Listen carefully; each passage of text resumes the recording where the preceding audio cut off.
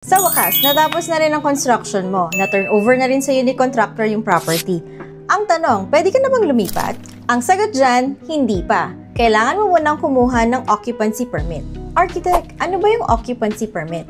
Ang occupancy permit or certificate of occupancy ay in-issue ng city building official. It means legal at safe ng tirhan ng building mo. Bakit importante ito? One is, ibig sabihin, pasado ka sa building code standards. Sumunod ka sa proper setbacks, wala kang nilabag sa una mong plano, at the same time, sinunod mo lahat ng restrictions nila. Second is, legal nang gamitin yung property, at the same time, fully functional na yung building to occupy. Third is, kailangan din ng occupancy permit pag mag-a-apply ka ng tubig, kuryente, or kung business man yan, for business permits. Ano nga bang mga requirements para makakuha ka ng occupancy permit? First is, kailangan mo mag-submit ng as-built drawings na fully signed and sealed ng architect at engineers. Second is, logbook ng construction at the same time, photos nung during ng construction.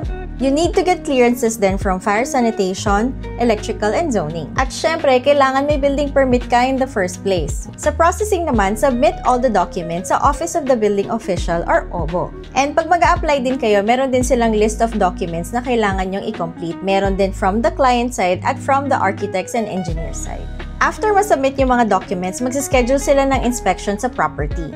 After ng inspection at na-check naman nila na wala naman kayong nilabag na any restrictions or anything from the building code, i-issuehan na nila kayo ng occupancy permit.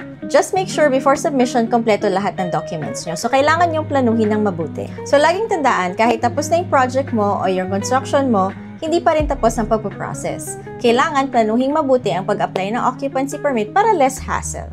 Happy building!